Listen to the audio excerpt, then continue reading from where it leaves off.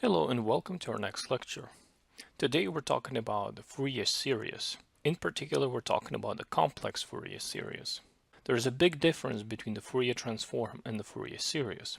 Fourier transform transforms the function from a time domain function f of t to its spectrum f hat of omega, which leaves in a completely different space.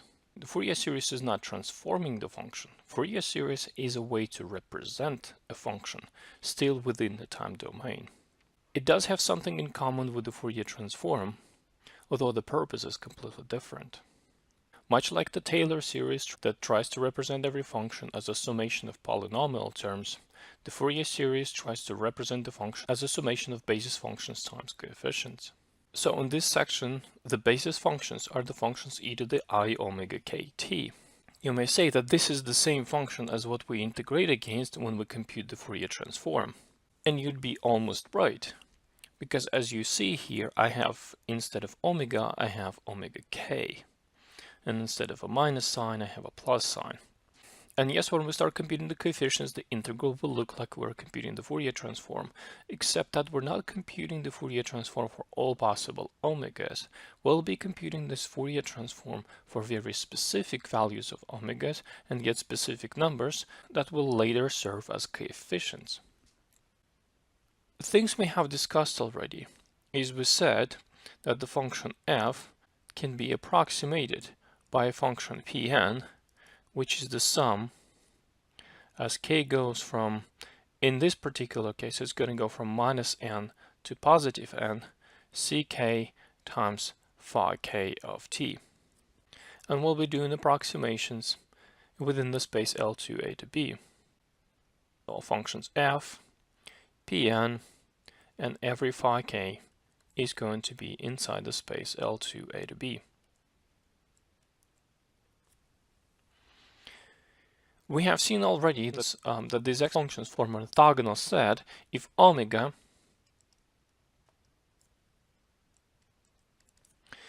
has the form 2 pi k over b minus a, or 2 pi k over L, then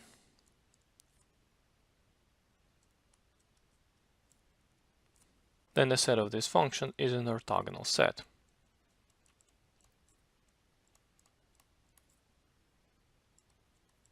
We have computed that the norm squared of each phi k is L, and therefore the norm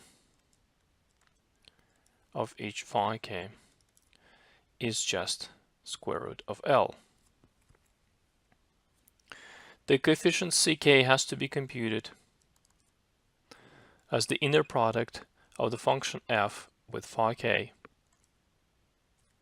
divided by the norm of phi k squared. So when we apply it to our own case, then we can represent the function f as a summation. K goes from minus infinity to positive infinity, ck phi k, where ck has to be computed as the inner product, and we're going to leave a little bit of a space in front of it, and the inner product in the space L2 is the integral from a to b of the function f of t times the complex conjugation of phi k divided by the norm of phi k squared. So this is going to be 1 over L, the integral from a to b of f of t. The complex conjugation of e to the I omega kt is e to the minus I omega kt, so it's going to be e minus I. Omega k is 2 pi k over L times t dt. And if you look at the integral, that's exactly the integral we compute for the Fourier transform. But instead of computing this integral for all possible omega, we compute it for very specific omegas. And there is also a coefficient 1 over L in front of it. And that's exactly true. The coefficients for the Fourier series are actually samples of the Fourier transform of the function, done at the very specific points. It is true that any function from L2 can be represented by this infinite summation, in the sense that if we take finite sums and then try to find the limit of the distance between f and the finite sum approximation, that distance will converge to 0. There is a theorem that says exactly that, but I'm willing to swipe these details under the rug and just assume that this is true. So let's compute a few Fourier series approximations for two functions that we already discussed. We know that the Fourier transform of the function f of t is 2 over omega squared times 1 minus cosine of omega. And the Fourier transform of g of t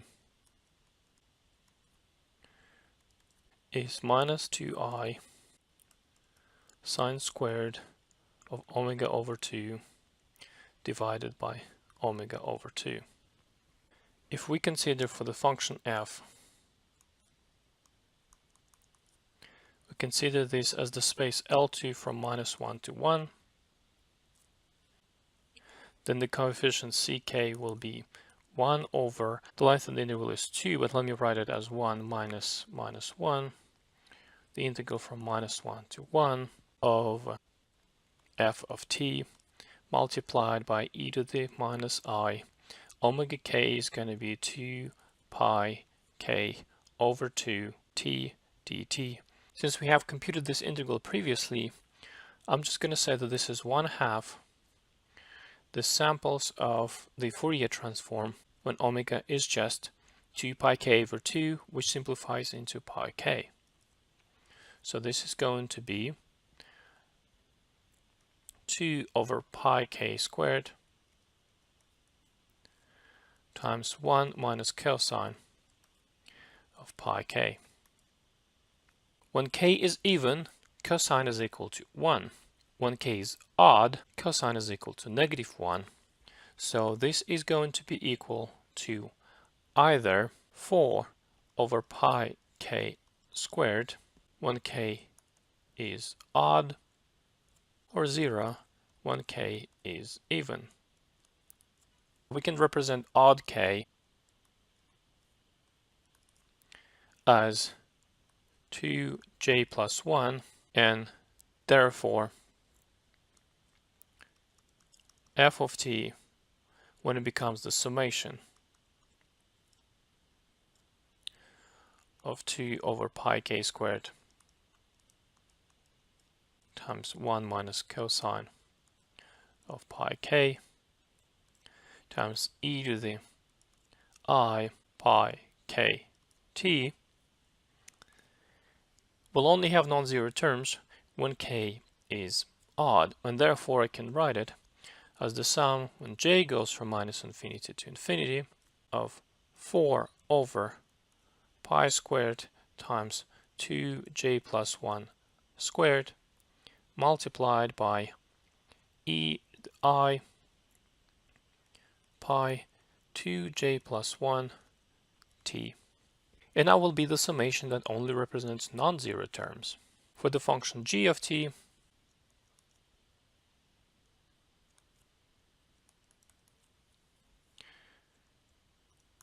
ck will be 1 over 1 minus 1 because the interval where this function exists is still from -1 to 1. We can ignore the zero values and just say that the function g belongs also to the space L2 from -1 to 1. So this is going to be integral from -1 to 1 of the function g of t times e to the minus I, and again 2 pi k over 2 t dt.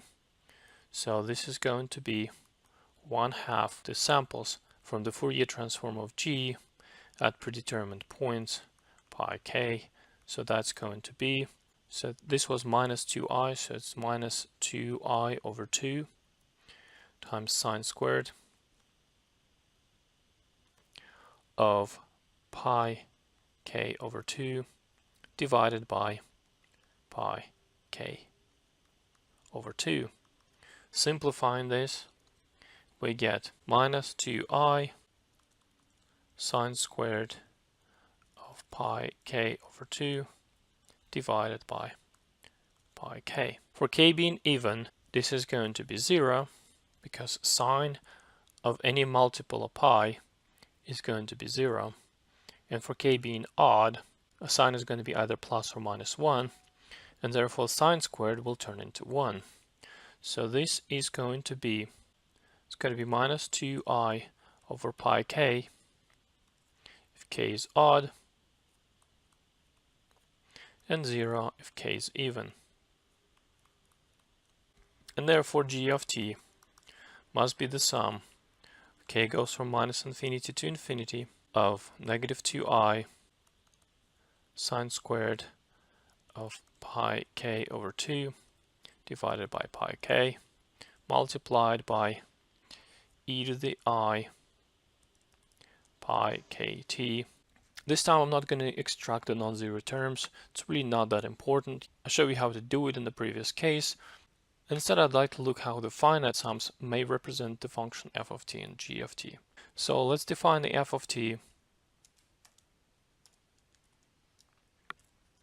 as the function 1 plus t multiplied by the difference of unit steps plus the function 1 minus t. Again, only applying from t equals 0 to t equals 1.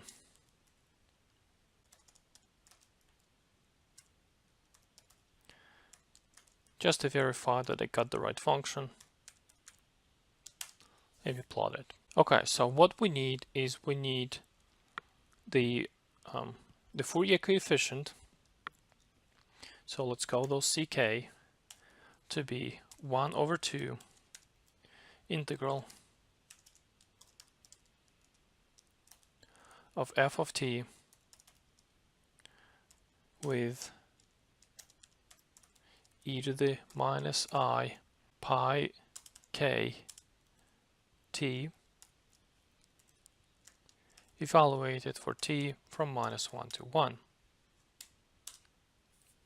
And we get the formula that we expected. The approximation can be written as a sum of the coefficient ck times the exponential term of positive I. This time there will be no complex conjugation. Pi kt when k will be evaluated. Well, let's multiply. Let's compute the sum from the first 3 terms. And there is a complaint that I have 1 over 0. When k is equal to 0, the coefficient is having 0 on the bottom. So we need to introduce a conditional statement. So if k is 0, then what I really want to put in there is the integration of this function when k is 0. And the integration of this function when k is 0 is exactly 1/2. Otherwise, take the coefficient ck. If I do that, then the warnings disappear, and I have my very short series. Let's plot it. Plot doesn't like to deal with complex valued functions. I do know that the function is going to be purely real because the complex part will cancel each other out, but just to make sure that Mathematica will not automatically assume that the result is complex valued and refuse to give us the plot, I'm just going to compute the real part of the f approx. And I'm going to plot it for t being from -2 to 2. Well, that doesn't look like what we want. Let me increase the number of summations. So let's add the first 11 terms, 5 in the negative, 5 with the positive, 1 for 0. Well, that's what it looks. What's going on here? Well, what happens is that from -1 to 1, we represent our function exactly. But the terms e to the I omega t are periodic with the period 2 pi over omega. And as a result, we have here that this periodicity tries to play the role. we have the function represented exactly on the interval from -1 to 1. But what happens outside of the interval -1 to 1 is that this function is getting repeated infinitely many times. And you can see that if I plot it from -20 to 20, I see the repetitions. So let's just plot it from -1 to 1 and see what happens. So I do have this function looking like a 10th function, except that it's rounded and not very exact. So let me add the first 50 terms, and just to suppress the output, I'm going to add a semicolon at the end. This will prevent the output from showing, and plot this. And this is much better. If we look very close to the corners, we'll see that the corners are still rounded, because I'm not doing the infinite sum, but you see that there is convergence, and the convergence is quite nice. Let's compute the same for the function g of t. G of t can be defined as minus the unit step function at -1 plus 2 step functions at t equals 0 minus 1 step function at t equals 1. And let's just repeat all of the commands that we did, but do it for f. So we're going to copy the plot, the coefficients, the approximations, and the plot of the approximations. So first, let's plot g of t. And that's what happens. Again,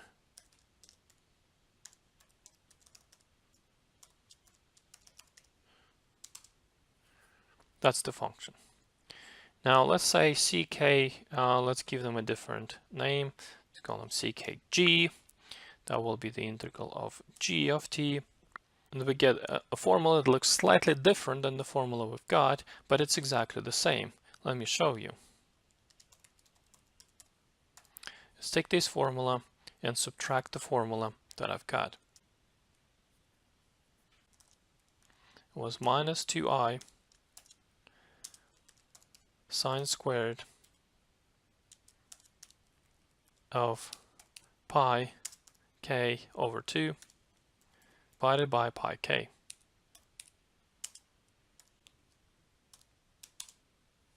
And as you can see, these two formulas are equivalent. So let's call g approximation to be the summation with the coefficients ckg. Now when computing g approximation, I do need to change this coefficient. When k is 0, let me see what happens when k is 0. When k is 0, this should be 0. Let's try to see what happens with the coefficient ckg as k goes to 0. It converges to 0. So if k is 0, we should replace this with 0. Compute the approximation. Let's plot it. Well, it's interesting. It looks close, but not very close because of all these ripples right here. So let's overlay the function g and see how closely this represents the function g.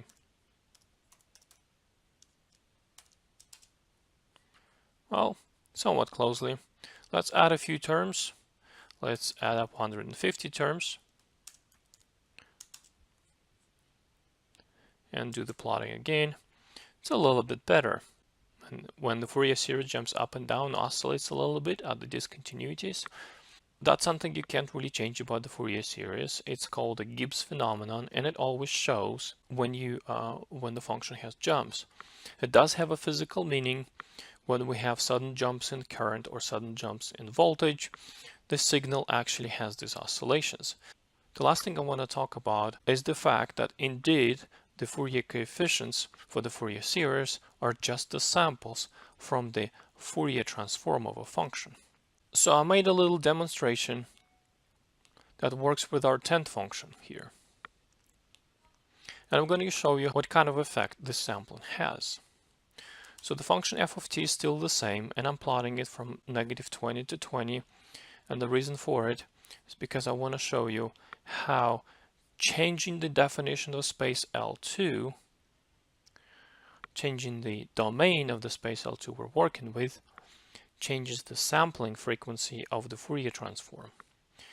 I'm using the Fourier transform function just to show you how it can be used. So instead of computing this with the integrate command, you can just say Fourier transform of f of t. But be sure to add these options, as these options will change the definition of the Fourier transform within Mathematica to the definition we discussed. If I compute it, I get the Fourier transform I had. So if I plot the Fourier transform, this is how it looks. We plot it from -20 to 20. So this is how it looks. Let me produce a plot that just looks the same as the plot of function f. Alright, I'm going to do finite sums, and I'm going to change the definition of the L2. That's going to go from -m to m. So in the previous case, m was 1. We had the L2 from -1 to 1. I compute the coefficients as, well, there is a built-in command Fourier coefficient. I have to change the Fourier parameters a little bit to make it work this way. One just has to be here, and the L2 boundaries are given by pi over b. You can look at the help file for the Fourier coefficients to see how these parameters affect the computation.